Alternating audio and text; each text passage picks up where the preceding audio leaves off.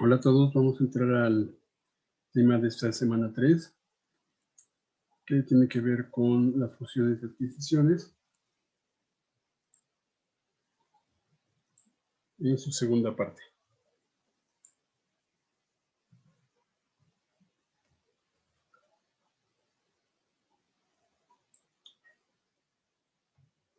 Y el cuarto tema tenía que ver precisamente con fusiones, adquisiciones y las alianzas de las empresas. Entonces es importante iniciar comentando lo que se llama teoría de agencia, que tiene que ver con que los dueños o los accionistas no siempre son los directores generales. Y entonces puede haber diferentes intereses entre lo que busca el director general, que no es como tal accionista mayoritario, y lo que buscan los accionistas o los dueños. Eso, repito, se le llama teoría de agencia y puede resultar problemático porque pues no piensan igual. A veces el director general toma sus propias decisiones sin consultar al consejo, y eso puede resultar en perjuicio de la empresa. Por eso hay que alinear los intereses de ambas partes para ir hacia un mismo objetivo.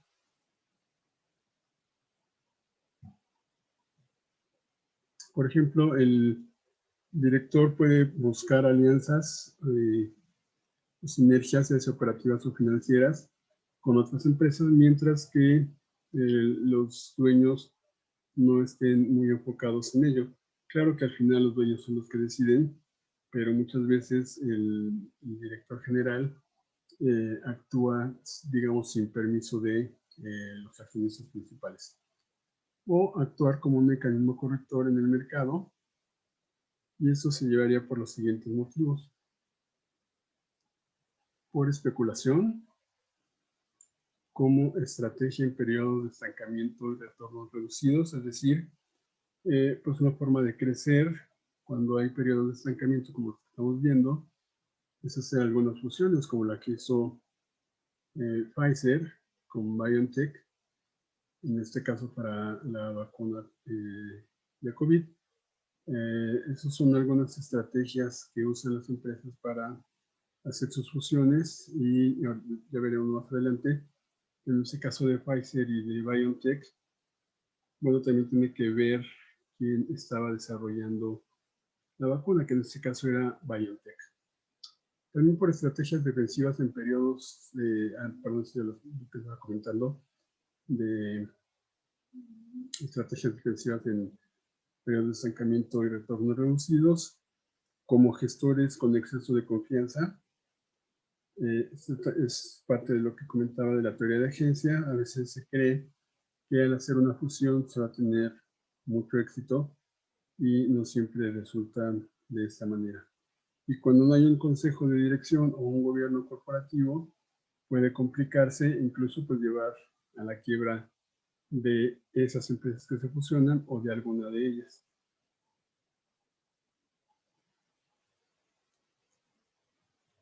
Cuando crece la empresa también van cambiando un poco los objetivos, como ya comentaba, muchas veces es con especulación, y hoy por hoy lo que se busca es a través de el gobierno corporativo poder acotar esas decisiones de algunos directores generales, o eh, incluso evitar que tomen algunas decisiones. Y viene ahorita a la mente el caso de, en cuestión de teoría de agencia, del director general de un banco en Estados Unidos, donde el banco acababa de hacer una fusión y estaban buscando reducir gastos, y en un mes este director que quedó en la fusión gastó $700,000 en remodelar su oficina. Entonces, pues eso molestó, por supuesto, a los accionistas, y pues lo apartaron del puesto. Pero me refiero a esa teoría de agencias donde por un lado pues, se están buscando costos, y en lo personal el director les quedaría un poco más de lujo en sus oficinas, ¿no? Estas fusiones y adquisiciones llevan dos tipos de sinergias, operativas y financieras.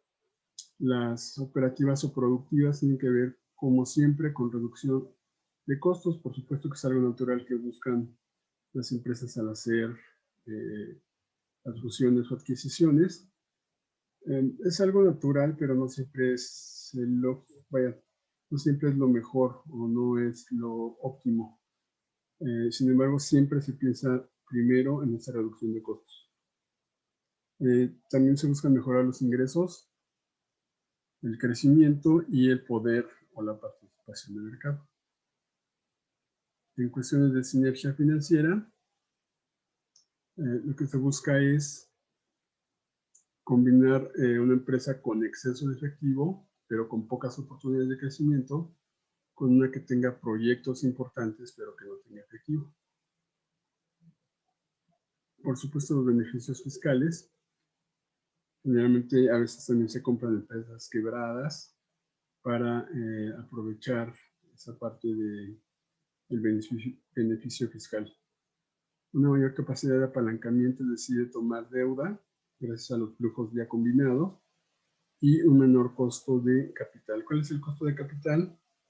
Bueno, es cuánto me cuesta el dinero por hacer las operaciones. Básicamente, el costo de capital está relacionado con 4 tipos de financiamiento, que son los bonos, las acciones preferentes, las acciones comunes y las utilidades retenidas. Y lo que se busca, por supuesto, es minimizar ese costo. Y esto pues nos lleva, digamos, a la esencia de las finanzas, que por un lado es maximizar los beneficios, como está acá escrito, y por otro lado minimizar el costo.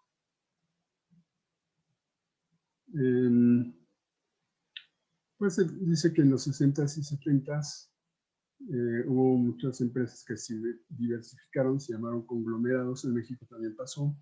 Por ejemplo, Cemex, en algún momento del tiempo, de hecho ya ni siquiera en los 70s, ya en los 80s, 90s, tenía varias empresas, tenía hoteles, tenía siderúrgicas, tenía químicas, y lo que hizo fue vender todo eso para concentrarse en el cemento, y se llamaban conglomerados. Todavía hay algunos de este tipo, y bueno, son estrategias que siguen los corporativos en dos sentidos: o concentrarse en un negocio o diversificarse. Piensen ustedes qué les parece que sea mejor, concentrarse o diversificarse. A mí me parece que pues, depende un poco de los objetivos del tipo de negocio. Se dice que zapatero a tu zapato, y la concentración debería de ser bueno. Sin embargo, también la diversificación es recomendable porque disminuye los riesgos. A mí en lo personal me parece que son claras las ventajas iniciales de las fusiones, que son precisamente estas economías de escala, aunque la teoría dice que no es muy claro que la diversificación genere valor para la empresa. A mí me parece que inicialmente sí lo hace, y que bueno, depende de cómo se vaya comportando en el tiempo y las estrategias que se lleven a cabo. Eso tiene que ver con las causas de éxito y fracaso en las fusiones y adquisiciones. Como comentaba, el éxito está ligado a una buena estructuración de la oportunidad, teniendo en cuenta muchos factores como los recursos, restricciones legales, regulatorias, el entorno macroeconómico. Pero bien llevado a cabo, eso nos puede llevar en el mediano plazo a tener éxito en la operación o en la fusión. Algunas empresas no lo han logrado. Les voy a mostrar rápidamente cómo se comportó la operación de Kraft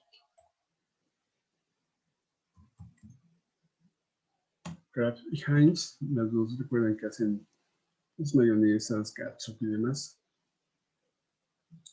Y esa fue una fusión pues que fue muy sonada. y se llamó The Kraft-Heinz Company. O sea, era Heinz y era Kraft, y en la fusión se llama Kraft-Heinz. En ese momento, hoy jueves está subiendo, pero voy a mostrarle cuando se hizo la fusión, ven cómo ha caído en los últimos 5 años, y en términos de los últimos años desde que se hizo la fusión, vean cómo las acciones sí tenían un precio relativamente alto, bueno, obviamente se inflaron, pero cómo ha venido cayendo. O sea, realmente esta fusión perdió el 70% de su valor. Y eso que la hizo uno de los hombres más reconocidos por su conocimiento bursátil y de negocios, que es Warren Buffett.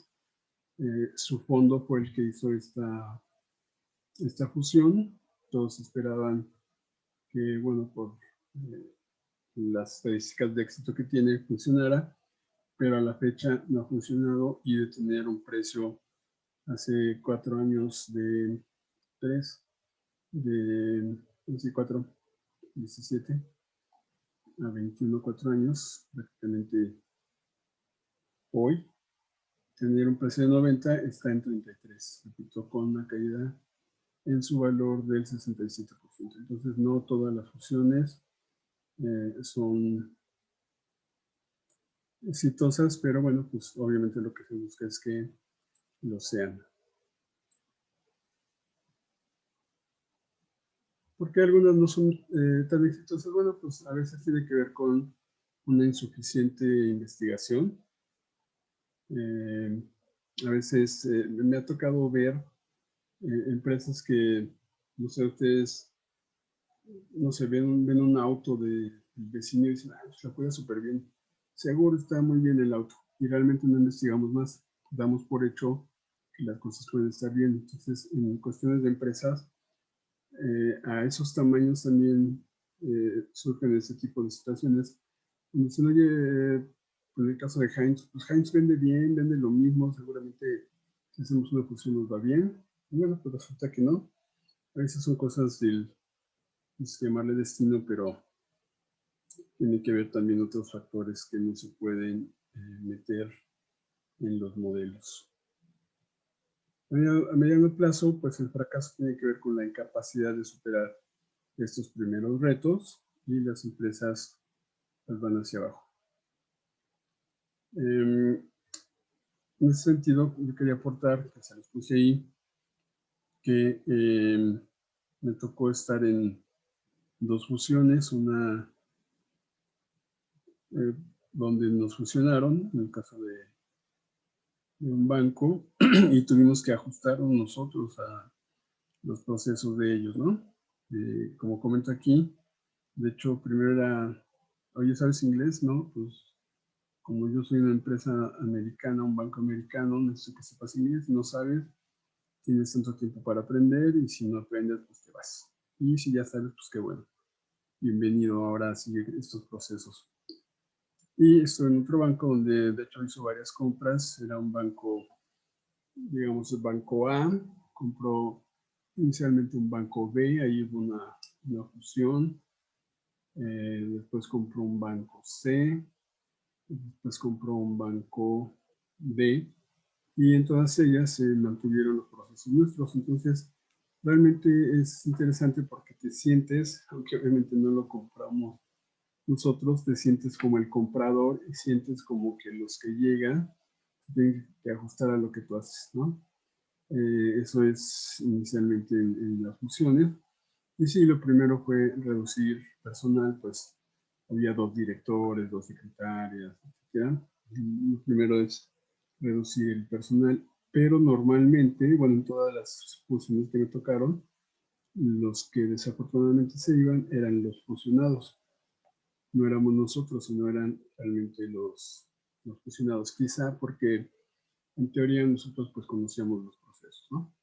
Y ya no había que capacitarnos, digamos, en ese sentido.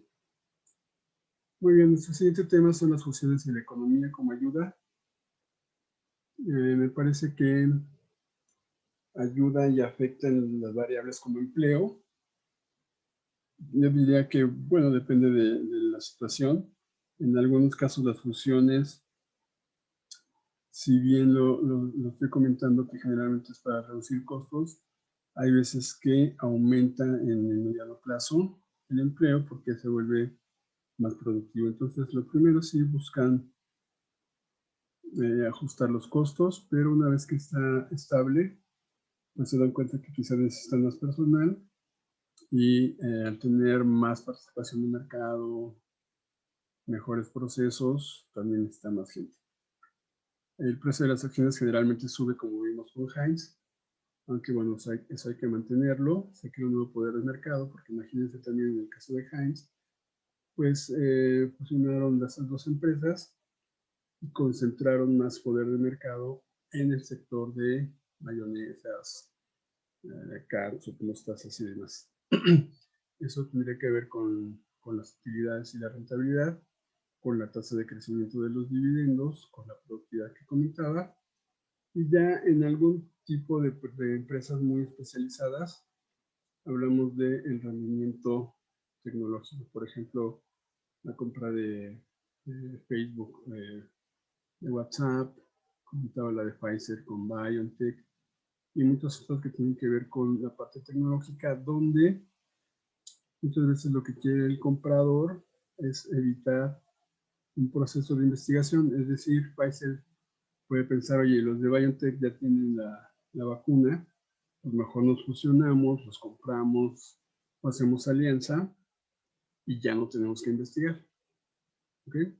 Eso también es muy común en estas fusiones, adquisiciones y alianzas en términos tecnológicos.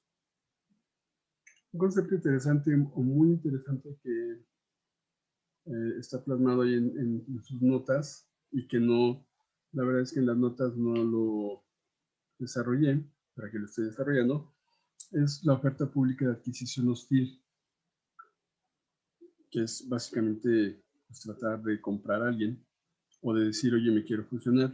¿Qué es esta oferta pública de adquisición hostil?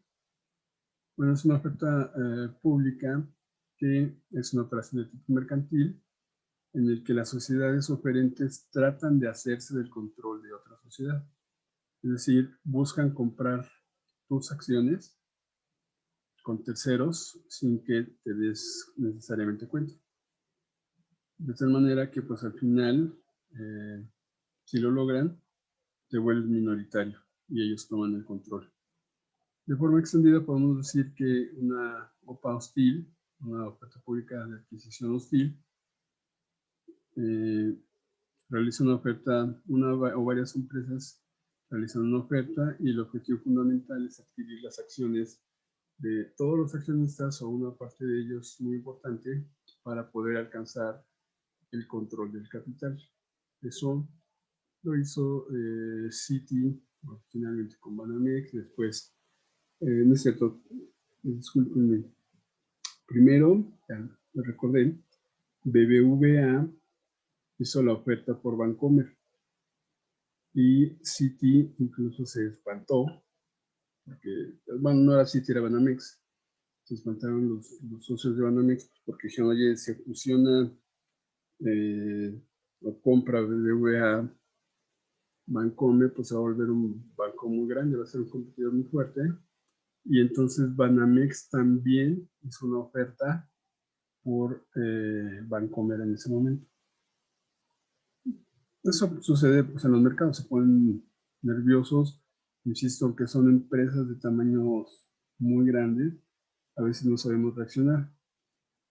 ¿Qué pasó después? Bueno, pues que Banamex dijo, oye, si ellos se van con los españoles, pues vamos con los americanos, y ahí fueron esas fusiones con entró Santander, HSBC, etc. ¿Okay? Un rasgo importante y fundamental es que se hace en las bolsas. La empresa necesita cotizar, si no, no se puede hacer esa oferta pública de adquisición hostil. E insisto, es decirte, es avisarte, oye, voy a buscar comprar tus acciones, obviamente no con los socios principales, sino con otros socios, inversionistas, donde al comprar una cierta cantidad me vuelvo mayoritario. Recuerden que le pasó a Bill Gates, le pasó a Steve Jobs, muy bien. Él salió del consejo porque al final, en algún momento del tiempo, había una coprocil y había inversionistas que tenían más acciones que él y pues lo retiraron del consejo. Después, recuerden, compra Pixar, vuelve a capitalizarse y hace lo inverso de comprar acciones en forma hostil y con los inversionistas que estaban, pues también sacarlos. Algunos ejemplos de estas ofertas públicas hostiles es el de Kraft, antes de que fuera con Heinz, a Cadbury, que son los chocolates, en septiembre de 2009. Irene Rosenfeld, que era la directora ejecutiva de Kraft, anuncia su intención de adquirir a la confitera británica. Esa parte de anunciar es precisamente la compra hostil, decir, oye, te voy a comprar, ¿eh? ¿Ok? Y bueno, en este caso se lo anuncia directo al presidente de Cadbury y él rechaza la oferta, pero eso es una compra hostil. La rechaza y seguramente Kraft pues, no puedo comprar las acciones suficientes en forma hostil en el mercado, pero avisa y en este caso Cadbury le dice no me quiero meter. Otra fue de B&B Anheuser-Busch, antes de la fusión también en 2008, hace una oferta no solicitada, es decir, yo no me estoy vendiendo, entonces es donde entra esa parte de la hostilidad. Hace una oferta no solicitada para Anheuser-Busch y le pagaba 65 dólares por acción y la valoraba en 46,000. No se hizo en ese momento, ya después se realizó. Y Sanofi, Aventis y Genzyme, en ese momento Genzyme había desarrollado varios medicamentos para tratar trastornos genéticos raros. Entonces, como comentaba yo, Sanofi Aventis dice, oye, pues si ya tienen eso, pues los compramos, ya no tenemos que hacer toda la investigación. Tampoco se lleva a cabo, pero es la forma de hacer las ofertas hostiles. ¿Okay? ¿Cuál es el proceso de compra y venta? Bueno, podemos comprar una parte mayoritaria más del 50 o minoritaria menos del 50.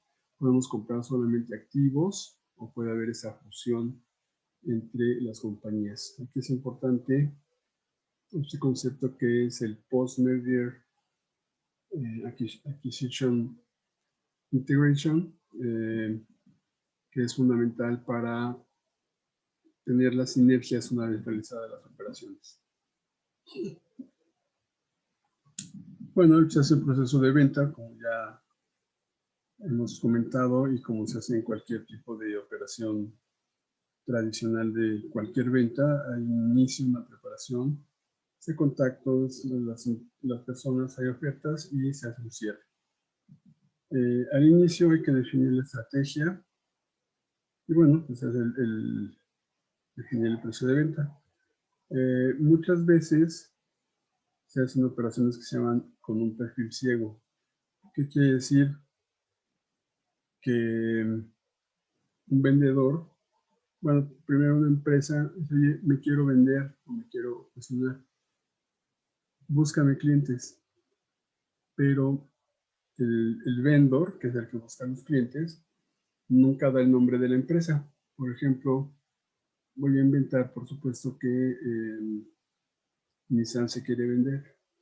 Entonces lo que haría el vendor sería ir con otras armadoras y decir, oye, tengo una armadora que se quiere vender, nos da el nombre y le pregunta a las armadoras, ¿te interesaría? Bueno, ya depende del interés y de otros factores, pues se va dando poco a poco la información. ¿Okay? Eso se lleva en un cuaderno que se llama cuaderno de venta, que a la vez es una especie de due diligence, que tiene la historia de la empresa, su estructura, líneas de productos, proveedores, información financiera, toda la información que necesita una empresa para poder venderse. Esto se lleva a través de un data room, que es una opción para el inversionista que es libre de consultar la información físicamente o en un data room, y a través del due diligence del vendedor, es el vendedor, que le da la información a la empresa. Lo más común es a través de un due diligence.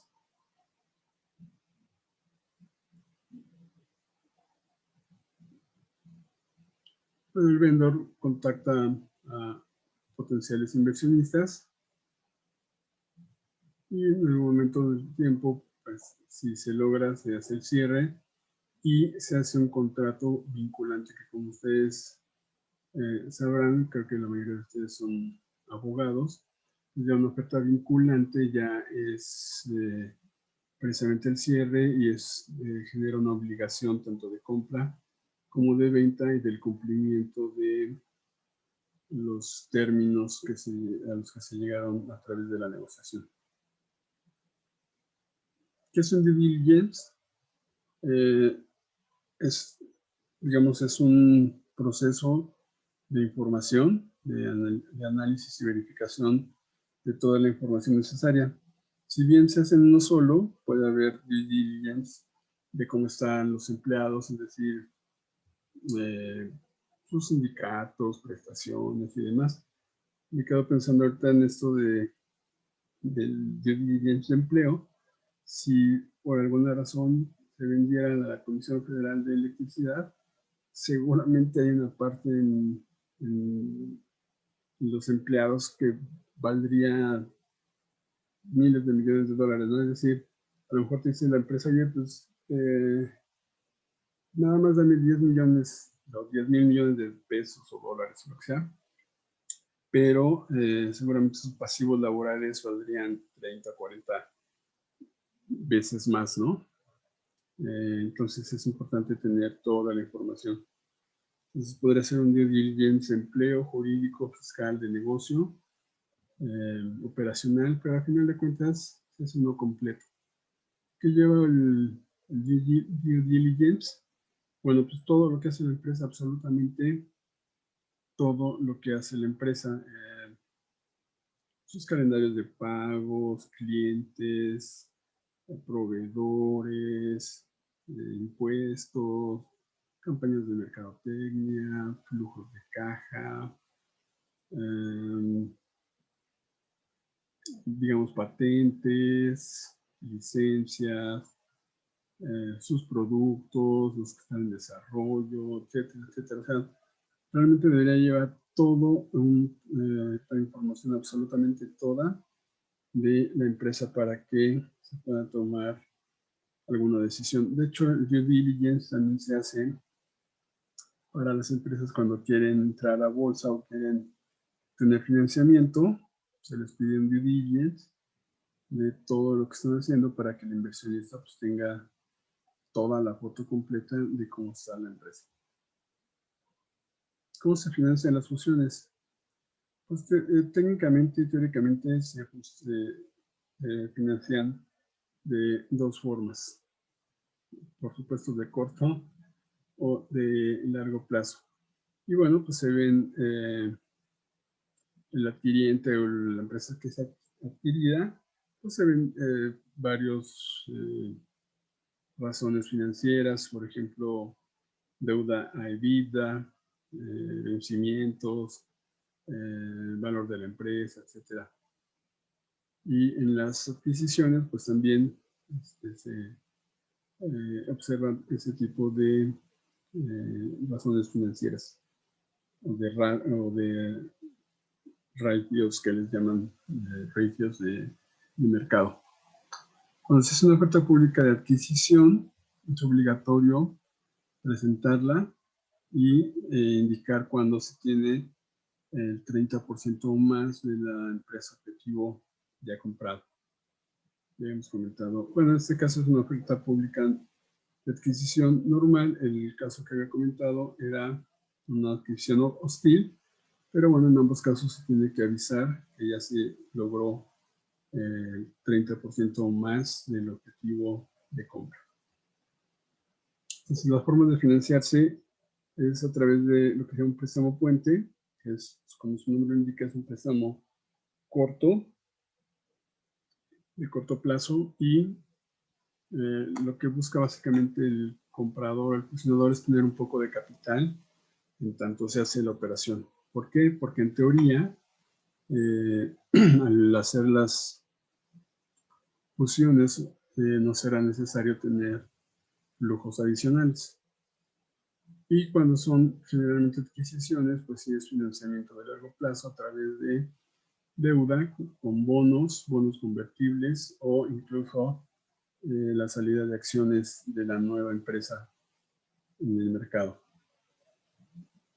O se puede financiar a través de venta de activos. Algunas empresas, como comenté en el caso de Cemex en su momento, pues vendieron activos que ya no eran prioritarios para hacer las compras de las cementeras. Cuando se hacen operaciones de financiamiento, pues generalmente se deja una garantía y las garantías son básicamente las acciones del inversionista, la promesa de las acciones de la nueva empresa, por supuesto hipotecas o cesiones de garantías. Y nuestro último tema es el análisis de algunos casos. Pues hay las 8 fusiones más grandes de la historia. Fue la de Vodafone y Management, que creo que ya ni existen, no lo sé. América Online, que sí ya no existe. Después de Horizon y Vodafone, perdón.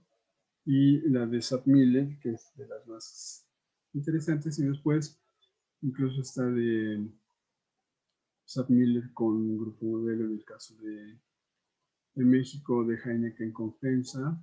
FEMSA ha hecho muchas fusiones y adquisiciones, muchas a lo largo de su historia. Y es como ha venido creciendo, ¿no?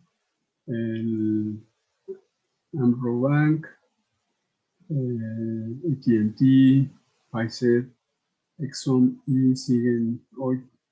Tenemos muchas fusiones y adquisiciones en la última década, incluso repito el año pasado. Y hoy una que recuerdo es que están tratando de hacer es la de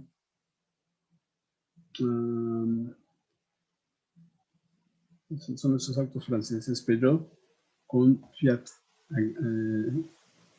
Buscan hacer también ahí una fusión.